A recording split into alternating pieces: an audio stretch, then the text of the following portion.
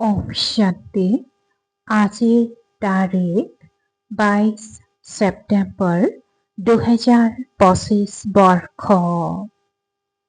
প্ৰাতঃ মৰলী বাপদাদা মধুবন। আজিৰ পিতাৰ অমৃতবাণী হৈছে, মৰমৰ সন্তানসকল, নিজৰ অন্তৰত হাত ৰাখি সোধা যে বাবাই যি শুনাই সেয়া সকলো জানো মই আগতে জানিছিলো। যি শুনিছা সেয়া অৰ্থসহিত বুজি আনন্দিত হৈ থাকা। আৰু আজিৰ প্ৰশ্ন, তোমালোকৰ এই ব্ৰাহ্মণ ধৰ্মৰ সকলোতকৈ অধিক শক্তি আছে, সেয়া কি আৰু কেনেকৈ? পিতাই উত্তৰত কৈছে, তোমালোকৰ এই ব্ৰাহ্মণ ধৰ্ম এনেকুৱা যি শ্ৰীমতেৰে গোটেই বিশ্বৰ সদ্গতি কৰি দিয়ে। তোমালোকৰ এই ব্ৰাহ্মণ ধৰ্ম এনেকুৱা যে শ্ৰীমতেৰে গোটেই বিশ্বৰ সদ্গতি কৰি দিয়ে। ব্ৰাহ্মণে গোটেই বিশ্বক শান্ত কৰি দিয়ে। তোমালোক ব্ৰাহ্মণ কুলভূষণসকল দেৱতাসকলতকৈও উচ্চ। তোমালোকে পিতাৰ দ্বাৰা এইটো শক্তি পোৱা। তোমালোক ব্ৰাহ্মণসকল পিতাৰ সহায়কাৰী হোৱা। তোমালোকেই সকলোতকৈ ডাঙৰ পুৰস্কাৰ পোৱা। তোমালোক ব্ৰহ্মাণ্ডৰো মালিক আৰু বিশ্বৰো মালিক হোৱা। ওম শান্তি। অতি মৰমৰ কল্পৰ পাছত পুনৰাই লগ পোৱা আত্মিক সন্তানসকলৰ প্ৰতি আত্মিক পিতাই বহি বুজায়। আত্মিক সন্তানসকলে জানে যে আত্মিক পিতা এবাৰেই প্ৰত্যেক 5000 বছৰৰ পাছত নিশ্চয় আহে। কল্প নাম ৰাখি দিছে, যিটো ক'বলগীয়া হয়। এই ড্ৰামাৰ অথবা সৃষ্টিৰ আয়ুস 5000 বছৰ। এই কথাবোৰ একমাত্ৰ পিতাৰ হে। একমাত্ৰ পিতাইহে বহি বুজায়। এই ড্ৰামাৰ অথবা সৃষ্টিৰ আয়ুস 5000 বছৰ। এই কথাবোৰ একমাত্ৰ পিতাইহে বহি বুজায়। এয়া কেতিয়াও কোনো মনুষ্যৰ মুখেৰে শুনিব নোৱাৰা। তোমালোক আত্মিক সন্তানসকল বহি আছা। তোমালোকে জানা যথাযথ আমাৰ অৰ্থাৎ সকলো আত্মাৰ পিতা তেওঁ এজনেই। পিতাহে সন্তানসকলক বহি নিজৰ পৰিচয় দিয়ে, যিটো কোনো মনুষ্য মাত্ৰেই নাজানে। কোনেও নাজানে যে গড বা ঈশ্বৰ কি হয়। যিহেতু তেওঁক গডফাদাৰ পিতা বুলি কয়, গতিকে তেওঁৰ প্ৰতি বহুত প্ৰেম থকা উচিত। বেসতৰ পিতা তেন্তে নিশ্চয় তেওঁৰ পৰা উত্তৰাধিকাৰো পোৱা যায়। ইংৰাজীত ভাল শব্দ কোৱা হয়, হেভেনলি গডফাদাৰ, অৰ্থাৎ স্বৰ্গ স্থাপনা কৰোতা ঈশ্বৰ পিতা। হেভেন অৰ্থাৎ স্বৰ্গ বুলি কোৱা হয় নতুন সৃষ্টিক, আৰু হেল অৰ্থাৎ নৰক বুলি কোৱা হয় পুৰণি সৃষ্টিক। কিন্তু স্বৰ্গক কোনেও নাজানে। সন্ন্যাসীসকলেতো নামানে। তেওঁলোকে কেতিয়াও এনেকৈ নকয় যে পিতা স্বৰ্গৰ ৰচয়িতা হয়। হেভেনলি গডফাদাৰ, এই শব্দকেইটা বৰ মিঠা আৰু হেভেন প্ৰসিদ্ধও হয়। তোমালোক সন্তানসকলৰ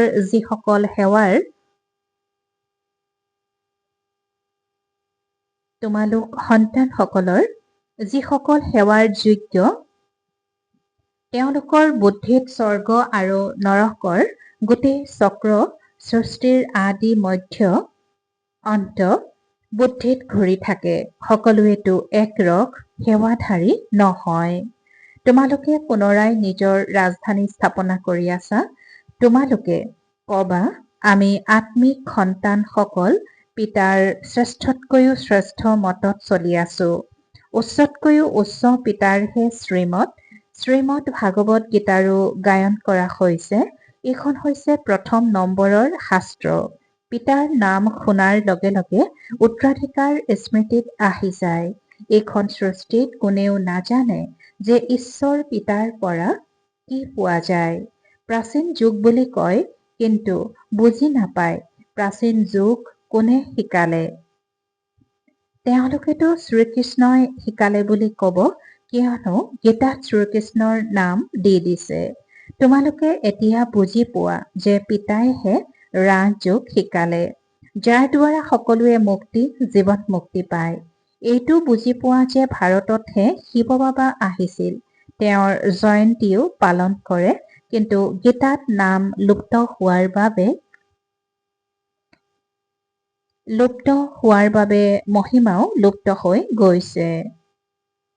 যাৰ দ্বাৰা গোটেই সৃষ্টিয়ে সুখ শান্তি লাভ কৰে, সেইজন পিতাক পাহৰি গৈছে। ইয়াক কোৱা হয় একমাত্ৰ ভুলৰ নাটক। ডাঙৰতকৈও ডাঙৰ ভুল এইটোৱেই যে পিতাক নাজানে। কেতিয়াবা কয় তেওঁ নাম ৰূপৰ পৰা উদ্ধত, আকৌ কয় কাছ মাছৰ অৱতালয়, পাথৰ শিলগুটি সকলোতে আছে।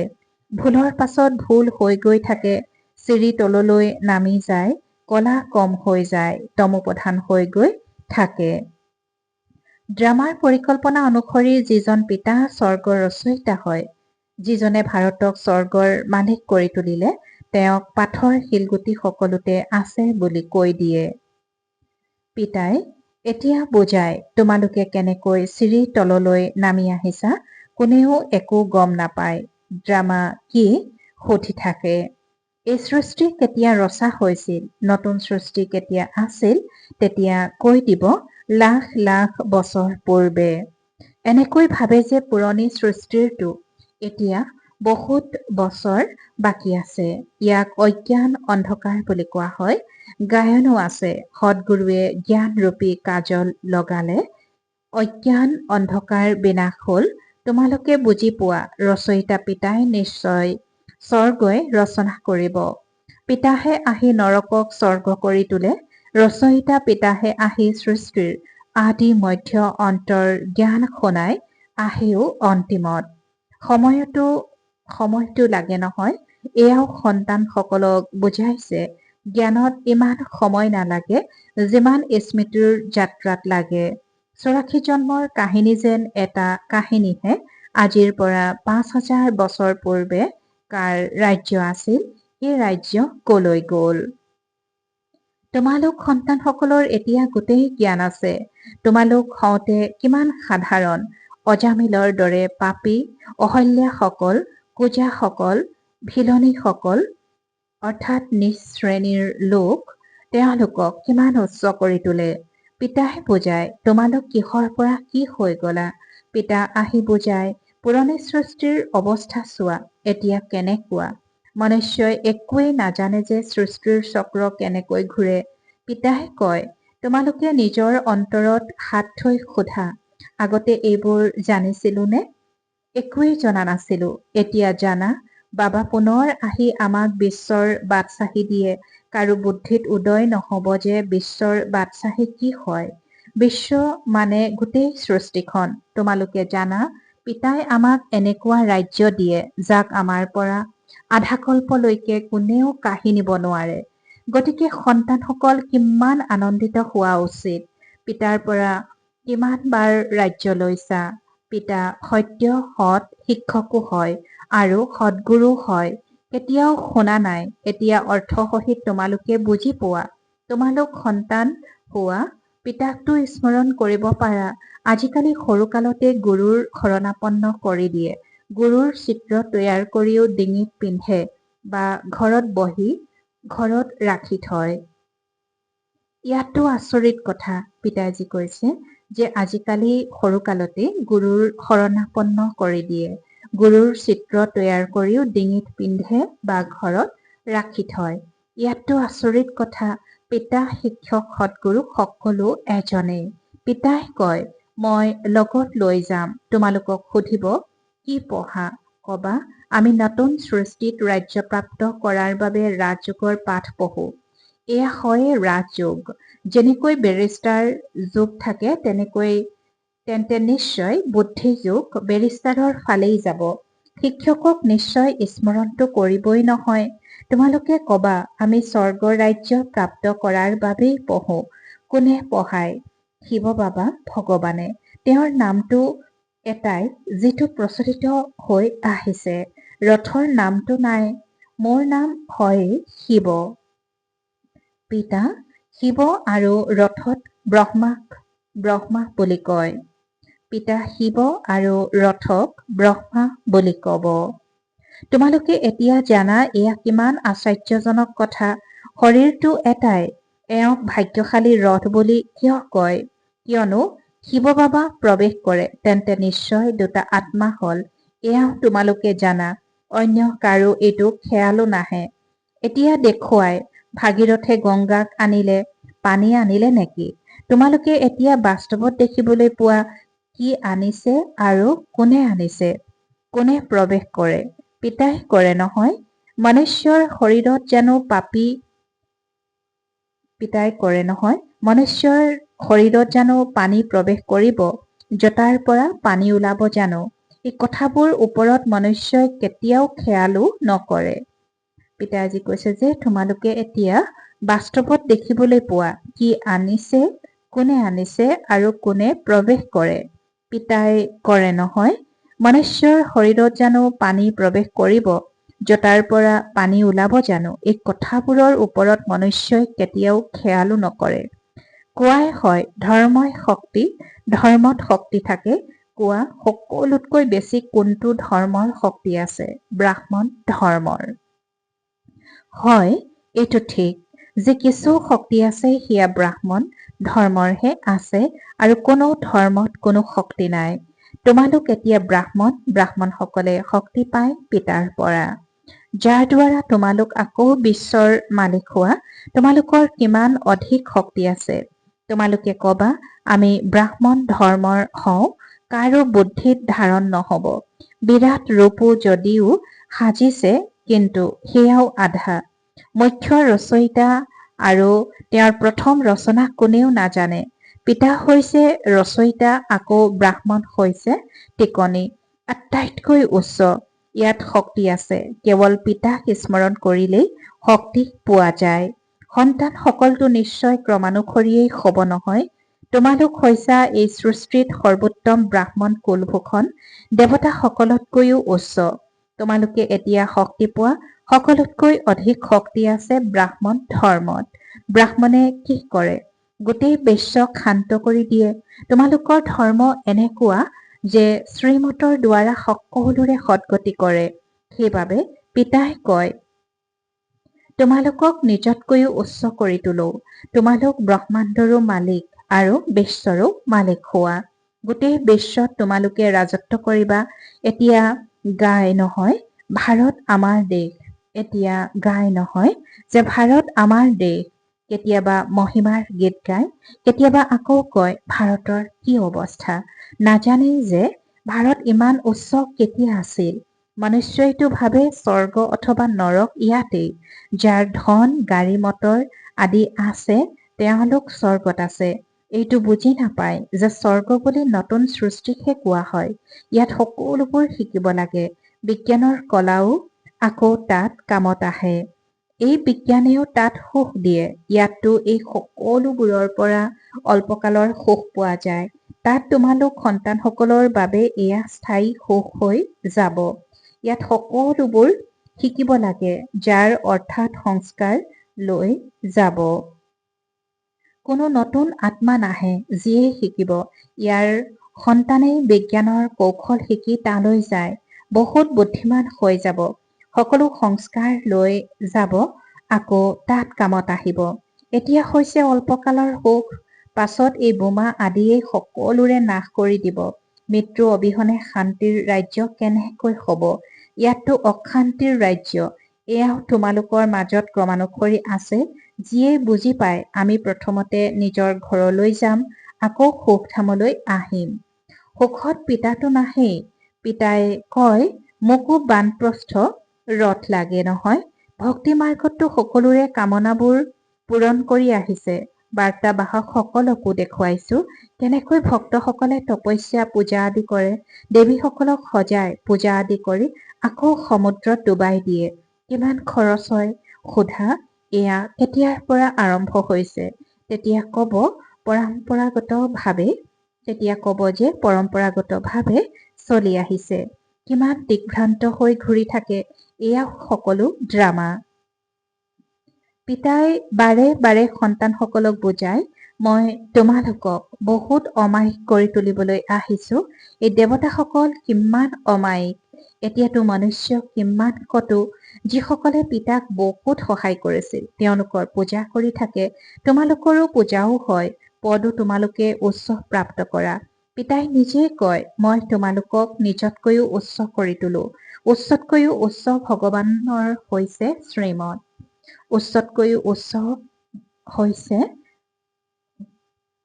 পিতাই কৈছে যে মই তোমালোকক নিজতকৈও উচ্চ কৰি তোলো। উচ্চতকৈও উচ্চ ভগৱানৰ হৈছে শ্ৰীমত। গীতাটো শ্ৰীমত প্ৰসিদ্ধ। শ্ৰীকৃষ্ণইতো এই সময়ত পিতাৰ পৰা উত্তৰাধিকাৰ লৈ আছে। শ্ৰীকৃষ্ণৰ আত্মাৰ ৰথত পিতাই প্ৰৱেশ কৰিছে। কিমান আশ্চৰ্যজনক কথা, কেতিয়াও কাৰো বুদ্ধিত উদয় নহ'ব। বুজি পোৱা সকলকো বুজাবলৈ বহুত পৰিশ্ৰম হয়। পিতাই কৈছে যে শ্ৰীকৃষ্ণৰ আত্মাৰ ৰথত পিতাই প্ৰৱেশ কৰিছে। কিমান আশ্চৰ্যজনক কথা, কেতিয়াও কাৰো বুদ্ধিত উদয় নহ'ব। বুজি পোৱা সকলকো বুজাবলৈ বহুত পৰিশ্ৰম হয়। পিতাই কিমান ভালদৰে সন্তানসকলক বুজায়। বাবাই লিখে, সৰ্বোত্তম ব্ৰহ্মা মুখ বংশাৱলী ব্ৰাহ্মণ, তোমালোকে উচ্চ সেৱা কৰা, গতিকে এয়া পুৰস্কাৰ পোৱা। তোমালোক পিতাৰ সহায়কাৰী হোৱা, সেয়েহে সকলোৱে পুৰুষাৰ্থৰ ক্ৰম অনুসৰি পুৰস্কাৰ পোৱা। তোমালোকৰো বহুত শক্তি আছে। তোমালোকে মনুষ্যক স্বৰ্গৰ মালিক কৰি তুলিব পাৰা। তোমালোক আত্মিক সেনা। তোমালোকে এই বেজ নিপিন্ধিলে মনুষ্যই কেনেকৈ বুজিব যে এওঁলোকো আত্মিক মিলিটাৰী হয়? মিলিটাৰীসকলে সদায় বেজ পিন্ধি থাকে। শিৱ বাবা হ'ল নতুন সৃষ্টিৰ ৰচয়িতা। তাত এই দেৱতাসকলৰ ৰাজত্ব আছিল আৰু এতিয়া নাই। আকৌ পিতাই কয়, মন মনাভ হ'ব। দেহ সহিত সকলো সম্বন্ধ ত্যাগ কৰি মামেকম অৰ্থাৎ কেৱল মোক স্মৰণ কৰা, তেতিয়া শ্ৰীকৃষ্ণৰ ৰাজবংশত আহি যাবা। এই ক্ষেত্ৰত লাজ কৰিবলগীয়াতো কোনো কথা নাই। পিতাৰ স্মৃতি থাকিব। পিতাই এওঁৰ অৰ্থাৎ ব্ৰহ্মাৰ কাৰণেও কয়। এওঁ নাৰায়ণৰ পূজা কৰিছিল, নাৰায়ণৰ মূৰ্তিৰ লগত ৰাখিছিল। চলোতে ফুৰোতে তেওঁক অৰ্থাৎ নাৰায়ণক চাইছিল। তোমালোক সন্তানসকলৰ এতিয়া জ্ঞান আছে। বেজটো নিশ্চয় লগাই ৰাখিব লাগে। তোমালোক হৈছা নৰৰ পৰা নাৰায়ণ কৰি তোলোতা। ৰাজযোগো তোমালোকেই শিকোৱা। নৰৰ পৰা নাৰায়ণ কৰি তোলাৰ সেৱা কৰা। নিজকে চাব লাগে, মোৰ মাজত কোনো অৱগুণটো নাই। তোমালোক সন্তানসকল বাপ দাদাৰ ওচৰলৈ আহা। পিতা হ'ল শিৱ বাবা, দাদা অৰ্থাৎ ব্ৰহ্মা হ'ল তেওঁৰ ৰথ। পিতাই নিশ্চয় ৰথৰ দ্বাৰাই সাক্ষাৎ কৰিব নহয়। পিতাৰ ওচৰলৈ সজীৱ হ'ব আহে। সন্মুখত বহিলে স্মৃতি জাগে। পিতাই কৈছে যে তোমালোক সন্তানসকল বাপ দাদাৰ ওচৰলৈ আহা। পিতা হ'ল শিৱ বাবা, দাদা অৰ্থাৎ ব্ৰহ্মা হ'ল তেওঁৰ ৰথ। পিতাই নিশ্চয় ৰথৰ দ্বাৰাই সাক্ষাৎ কৰিব নহয়। পিতাৰ ওচৰলৈ সজীৱ হ'ব আহে। সন্মুখত বহিলে স্মৃতি জাগে। বাবা লৈ যাবলৈ আহিছে। পিতা সন্মুখত বহি আছে, গতিকে বেছিকৈ স্মৃতি জাগিব লাগে। তাতো তোমালোকে নিজৰ স্মৃতিৰ যাত্ৰা নিতৌ বঢ়াব পাৰা। ভাল বাৰু। অতি মৰমৰ কল্পৰ পাছত পুনৰাই মিলিত হোৱা সন্তানসকলৰ প্ৰতি মাতা পিতা বাপ দাদাৰ স্নেহপূৰ্ণ স্মৰণ আৰু সুপ্ৰভাত। আত্মিক পিতাৰ আত্মিক সন্তানসকলক নমস্কাৰ আৰু আত্মিক সন্তানসকলৰ আত্মিক মাত পিতা আৰু বাপ দাদাৰ প্ৰতি স্নেহপূৰ্ণ স্মৰণ আৰু সুপ্ৰভাত আৰু নমস্কাৰ নমস্কাৰ নমস্কাৰ। আৰু আজিৰ ধাৰণাৰ বাবে মুখ্য সাৰ প্ৰথমতে নিজক চাব লাগে যে মোৰ কোনো অৱগুণটো নাই। দেৱতাসকল যেনেকুৱা অমায়িক মই তেনেকুৱা অমায়িক হৈছোনে? দ্বিতীয়তে পিতাৰ শ্ৰেষ্ঠতকৈও শ্ৰেষ্ঠ মতত চলি নিজৰ ৰাজধানী স্থাপনা কৰিব লাগে। সেৱাৰ যোগ্য হ'বলৈ সৃষ্টিৰ আদি মধ্য অন্তৰ স্বৰ্গ আৰু নৰকৰ জ্ঞান বুদ্ধিত মন্থন কৰিব লাগে। আৰু আজিৰ বৰদান, ঈশ্বৰৰ সহায়কাৰীৰ স্মৃতিৰে সহজে স্মৃতিৰ অনুভৱ কৰোঁতা সহযোগী হোৱা। ঈশ্বৰৰ সহায়কাৰীৰ স্মৃতিৰে সহজে স্মৃতিৰ অনুভৱ কৰোঁতা সহযোগী হোৱা। আৰু আজিৰ বৰদানৰ ব্যাখ্যা, ঈশ্বৰৰ সহায়কাৰী অৰ্থাৎ ঈশ্বৰ বা পিতাই যি সেৱা দিছে সেই সেৱাত সদায় তৎপৰ হৈ থাকোঁতা, সদায় যাতে এইটোৱে নিশ্চা থাকে যে মোক স্বয়ং ঈশ্বৰে সেৱা দিছে, কাৰ্য কৰোঁতে যিয়ে কাৰ্য দিছে তেওঁক কেতিয়াও পাহৰা নাযায়। গতিকে কৰ্মৰ দ্বাৰা কৰা সেৱাটো এইটো স্মৃতি থাকিব লাগে যে পিতাৰ নিৰ্দেশনা অনুসৰি কৰি আছো, তেতিয়া সহজে স্মৃতিৰ অনুভৱ কৰি সহযোগী হৈ যাবা। আৰু আজিৰ শ্লোগান, সদায় ঈশ্বৰীয় বিদ্যাৰ্থীৰ জীৱনৰ স্মৃতি থাকিলে তেতিয়া মায়া সমীপত আহিব নোৱাৰে। সদায় ঈশ্বৰীয় বিদ্যাৰ্থী জীৱনৰ স্মৃতি থাকিলে তেতিয়া মায়া সমীপত আহিব নোৱাৰে। ওম শান্তি। আৰু আজিৰ অব্যক্ত সংকেত, এতিয়া একাগ্ৰতাৰ অগ্নি প্ৰজ্বলিত কৰি যোগ জ্বালা ৰূপ কৰি তোলা। যিমানেই স্থাপনাৰ নিমিত্ত হোৱা সকলৰ জ্বালা ৰূপ হ'ব, সিমানেই বিনাশ জ্বালা প্ৰত্যক্ষ হ'ব। সংগঠিত ৰূপত জ্বালাৰূপৰ স্মৃতিয়ে বিশ্বৰ বিনাশৰ কাৰ্য সম্পন্ন কৰিব। তাৰ বাবে প্ৰত্যেক সেৱা কেন্দ্ৰত বিশেষ যোগৰ কাৰ্যসূচী চলি থাকিলে তেতিয়া বিনাশ জ্বালাত বা লাগিব। যোগ অগ্নিৰে বিনাশৰ অগ্নি জ্বলিব, জ্বালাৰে জ্বালা প্ৰজ্বলিত হ'ব। ওম শান্তি।